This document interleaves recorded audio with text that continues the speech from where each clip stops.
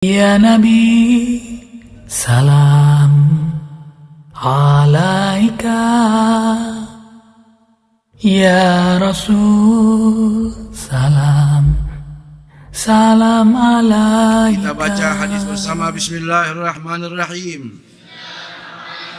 An Ibni Mas'udin radhiyallahu anhu anna an-nabiyya sallallahu alaihi wa alihi wa sallam qala laisa min nafsin tughtalu dhulman illa kana ala bani adama al-awwal kiflun min damiha li'annahu kana awwalu man sannal qitala muttafaqun alaih. Artinya dari Imam Ibn Mas'ud radhiyallahu anhu, Rasulullah SAW bersabda, tidak ada seorang pun dibunuh dengan cara zalim terkecuali bagi anak Adam yang pertama bagian dari dosa. Bagian dari dosa darah yang mengalir darinya, karena dialah yang pertama melakukan pembunuhan. Muttafaqun alaih. Hadirin hadirat rahimakumullah, hadis ini adalah hadis yang ke-34 yang diletakkan oleh guru kita Sayyidil Habib Umar bin Muhammad bin Salim bin Hafid. Semoga Allah panjangkan umur beliau, Allah sehatkan badannya, Allah kabulkan segala hajat-hajatnya. Dalam kitab Kutubul Falihin, hadis yang ke-34 yang dibawa oleh Imam Abdullah bin Mas'ud, yang sudah beberapa kali kita buka biografi tentang Imam Ibn Mas'ud ini.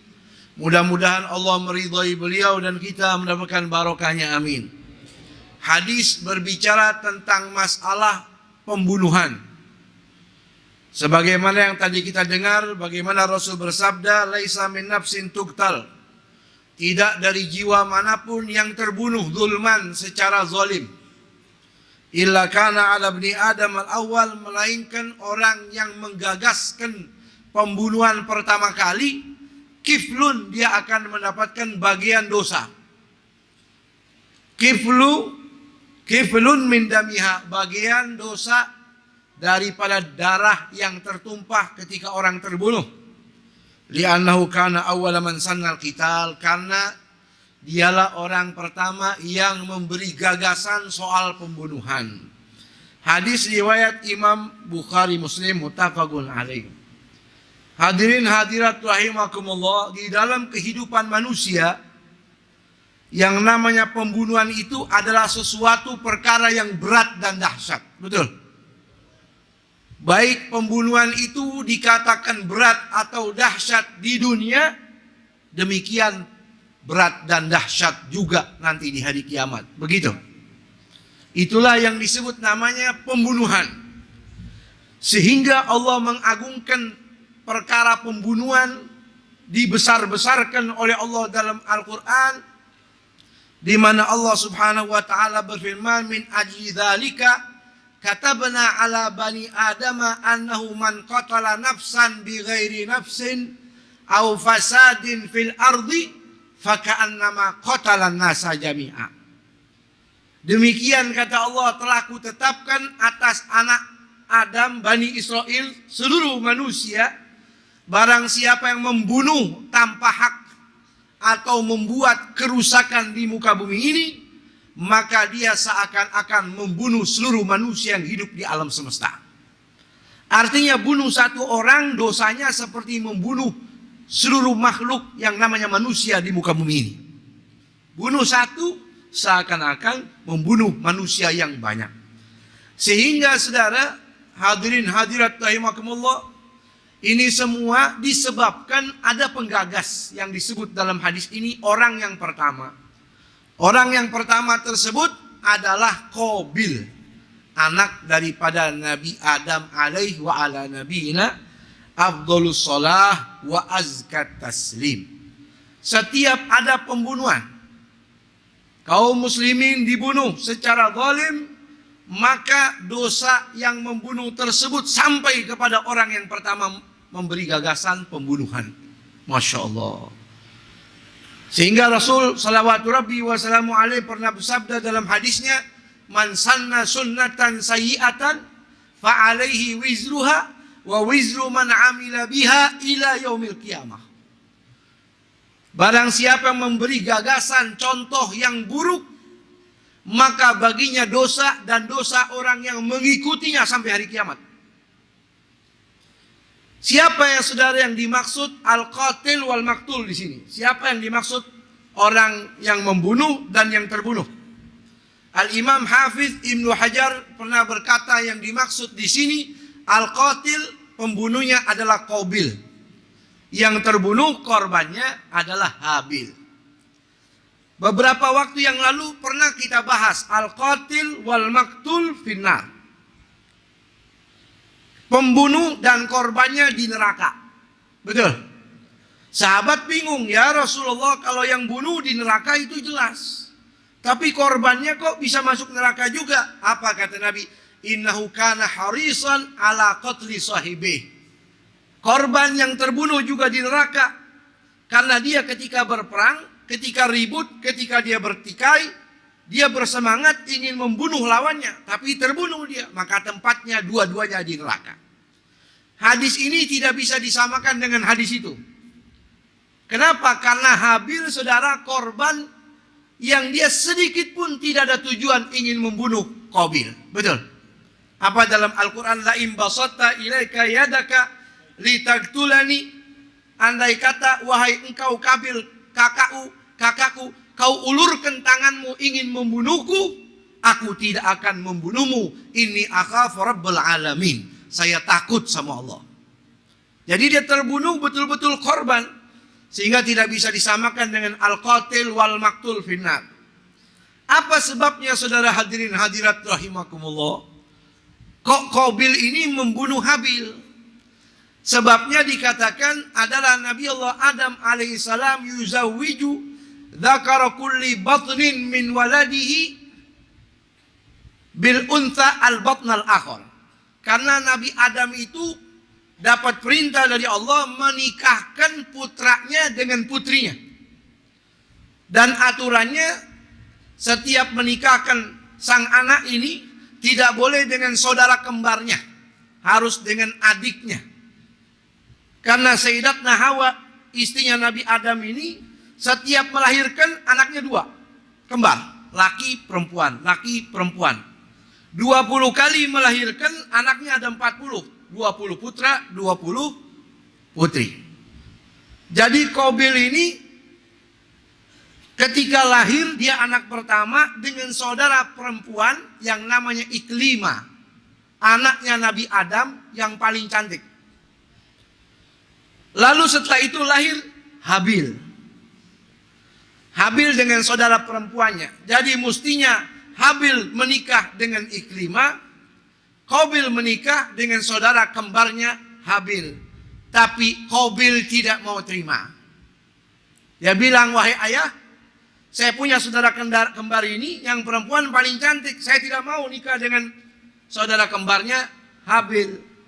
Dia paksa Nabi Adam, ayahnya ini, alaha alaih, sampai dia paksa terus, maka Allah wahyukan kepada Nabi Adam. Kata Allah, wahai Adam, suruh mereka berdua menunjukkan pengorbanan mereka untukku. Fa'amarahuma an yugarriba kurbanan. Ini masih nyambung kan nih? Masih nyambung. Akhirnya kata Nabi Adam, wahai anak-anakku Qabil dan Habil, Allah suruh kalian tunjukkan pengorbanan kalian berdua. Kebetulan Qabil ini memiliki ladang yang begitu besar. Maka dia kumpulkan ladang-ladangnya, tanaman-tanamannya, dia bilang sama abahnya, ini saya korbankan untuk Allah. Kata Nabi Adam, wahai Habil, apa yang kamu korbankan untuk Allah? Kata Habil, saya tidak punya apa-apa, kecuali hanya sapi saya satu yang gemuk, saya korbankan untuk Allah. Maka dikumpulin antara tanaman dan sapi yang besar. Lalu saudara hadirin hadirat rahimakumullah, keluarlah api dari langit memakan kurbannya Habil, yaitu sapi yang besar. Jadi tanda kabulnya kalau dilahap sama api hatta yatina bikurbanin ta'kuluhun nar. Alamat kabulnya terlahap oleh api yang datang dari langit, baru itu kabul.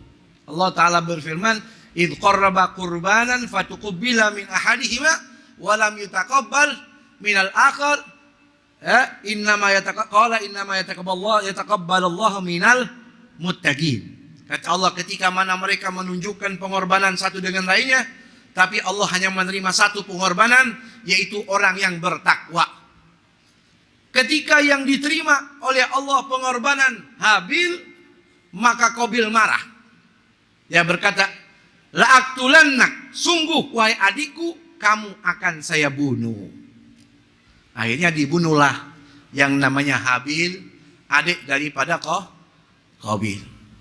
Ma'asyil hadirin wal hadirat rahimakumullah. Al-Imam Hasan pernah berkata bahwasanya Habil ini anak kesayangannya Nabi Adam. Artinya Habil hibatullah, pemberian Allah.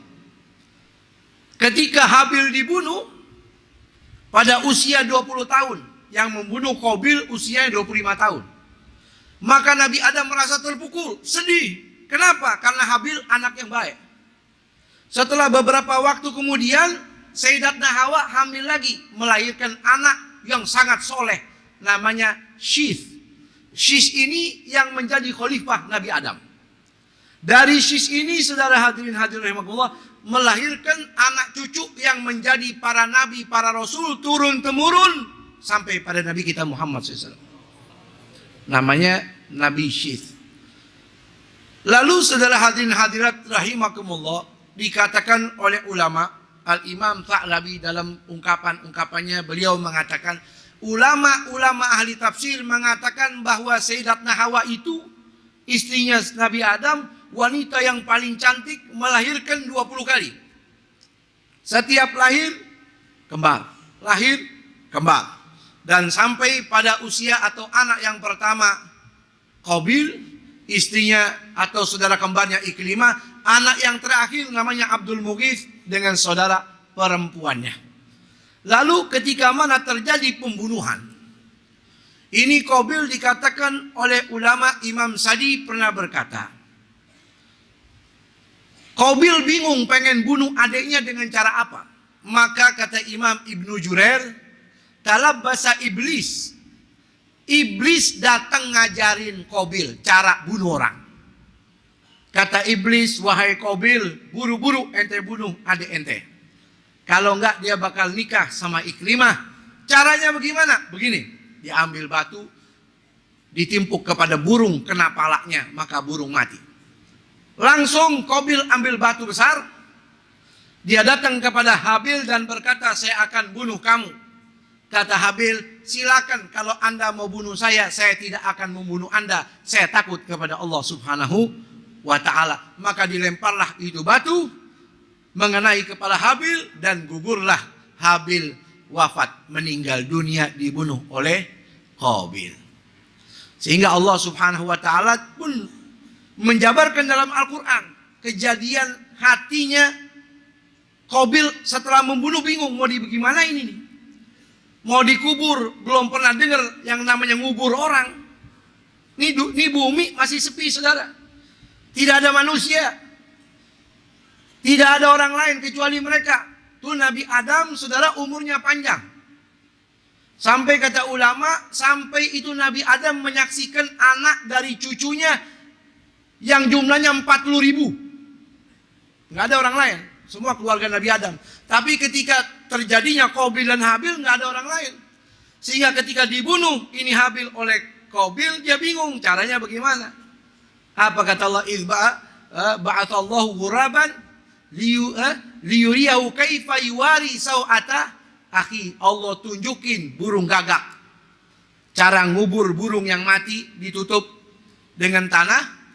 Maka Qabil memperhatikan, oh begini cara mengubur orang. Akhirnya dikubur, fa asbaha minan nadimin. Setelah itu nyesal. Hadis ini saudara menggambarkan setiap ada pembunuhan, maka Qabil kena dosanya. Begitu. Ini ancaman buat kita, jangan sampai kita ini menjadi pelaku atau penggagas sesuatu yang buruk, khawatir diikuti sama orang. Betul? Hati-hati. Apalagi yang namanya pembunuhan. Membunuh itu dosa besar, kabair. Ijtanibus sab'al mubiqat, hati-hati dengan dosa besar. Satu diantaranya apa? Membunuh.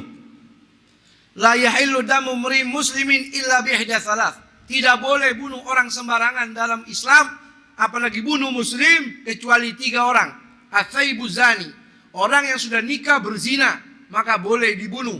Halal darahnya untuk ditumpahkan dengan cara apa? Kita tusuk, tidak boleh. Dirajam.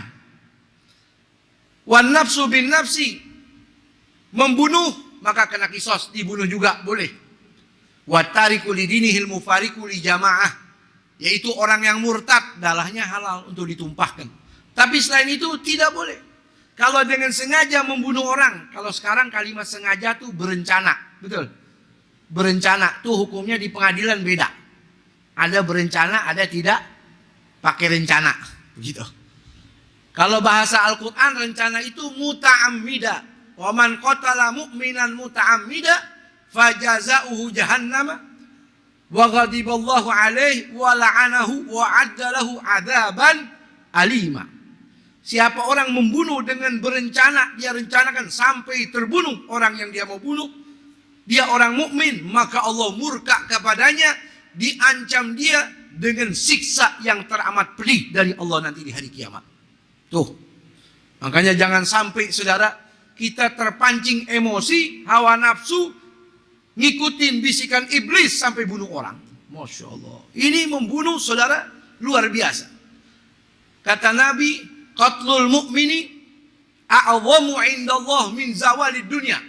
Membunuh orang mukmin itu di sisi Allah lebih dahsyat daripada hancurnya ini bumi.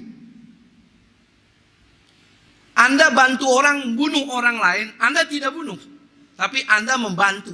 Kata Nabi, man a'ana ala qatli muslimin walau bisyatri kalimatin laqiyallah yaumal qiyamah baina ainaihi maktuban aisun min rahmatillah. Barang siapa yang membantu merencanakan pembunuhan walaupun dengan setengah kalimat, bukan satu kalimat. Tahu nggak setengah kalimat? Kalau bunuh itu satu kalimat, kalau setengahnya gimana? Bun, gitu. Apa kata Nabi, nanti di hari kiamat jidat tulis aisun min rahmatillah, ini orang sudah lepas dari rahmat Allah. Jadi saudara, dari hadis ini kita belajar, satu, jangan sampai kita menjadi penggagas keburukan. Betul.